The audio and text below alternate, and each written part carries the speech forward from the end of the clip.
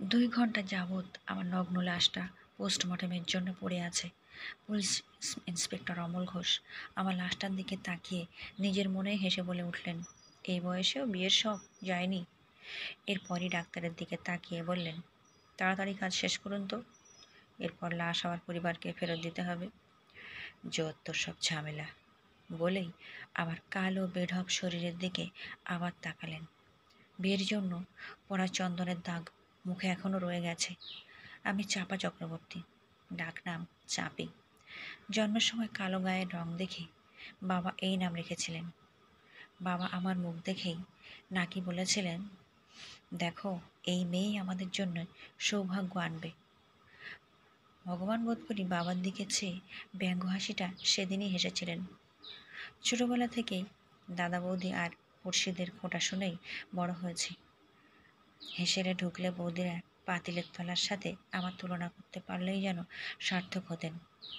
একদিন বড় বৌদি আমার গালে কালি দিয়ে বলেছিলেন, আরে ও ঠাকুরজি, তোমার মুখের কোথায় যে কালি লাগিয়েছি তা তো ঠাউরই করতে পারছি না গো। এই নিয়ে বাড়ির সবার কি হাসাহাসি। আমিও সবার সাথে হেসেছিলাম। ওসব কথা এখন আর আমার গায়ে লাগে না। তবে মায়ের বোধহয় সহ্য হলো না। সারা রাত মুখে আঁচল গুজে কেঁদেছিলেন। জীবনের প্রথম ভালোবাসা ছিল রবিদা। ছোট থাকতে পাশের বাড়ির সুধা কাকিমার বাড়ি প্রায়ই দৌড়ে চলে যেতাম, আর রবিদার কাছে রাজ্যের গল্প শুনতাম। প্রায়ই পাঠশালা ফাঁকি দিয়ে তার বই পড়তাম।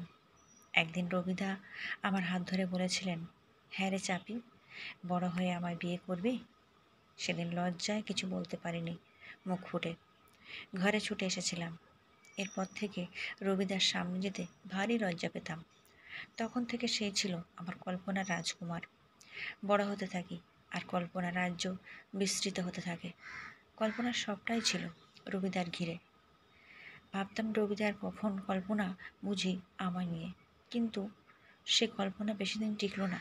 যখন জেনেছিলাম আমার সই সুহেলির সাথে ওর বিয়ে ঠিক হয়েছে, ছুটে গিয়ে রবিদাকে শুধিয়েছিলাম, তবে বললে কেন আমায় বিয়ে করবে? রবিদা ঘর ফাটানো হাসি হেসে বললেন, সে তো মজা করেছিলাম, তোর মতো কালীকে কে বিয়ে করবে রে?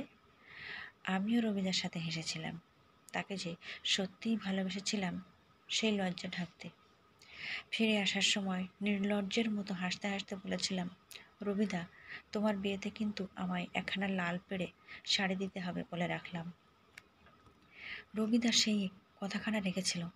শাড়িখানা পরে নিজেকে আয়নায় অনেকবার দেখেছিলাম। সত্যি রবিদার পাশে আমি বড্ড বেমানান। কি রাজপুত্রের মতো চেহারা ওর।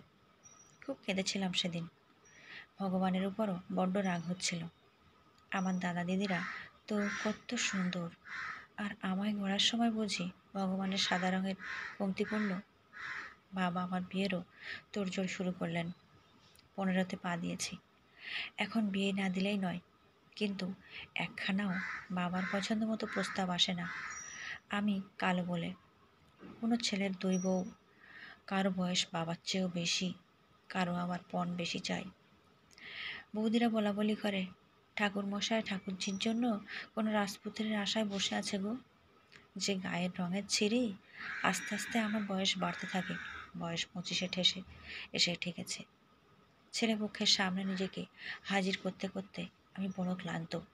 কোনো শুভ অনুষ্ঠানে আমার যেতে বারণ, পাছে তাদের কোনো অমঙ্গল হয়।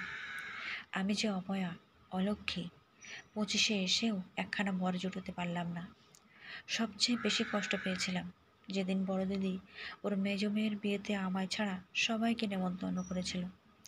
আমি একখানা শাড়ি ঠিক করে রেখেছিলাম ওর বিয়েতে পরব বলে, কিন্তু বিয়ের দিন শুনি আমার নেমন্তন্ন নেই।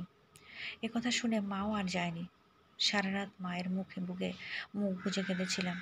মায়েরও ভারী কষ্ট হয়েছিল সেদিন। আজ আমার বিয়ে, 37-এ এসে অবশেষে একখানা বর জুটিতে পারলাম।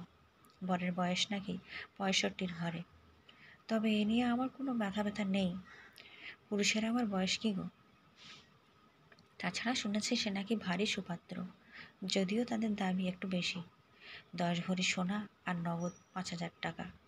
কি জানি দাদারা জোগাড় করতে পারলো কি না। মা যদিও রাজি ছিলেন না, কিন্তু বাবা স্বর্গে যাওয়ার পর মায়ের কথার কোনো মূল্য নেই এখন আর এ বাড়িতে।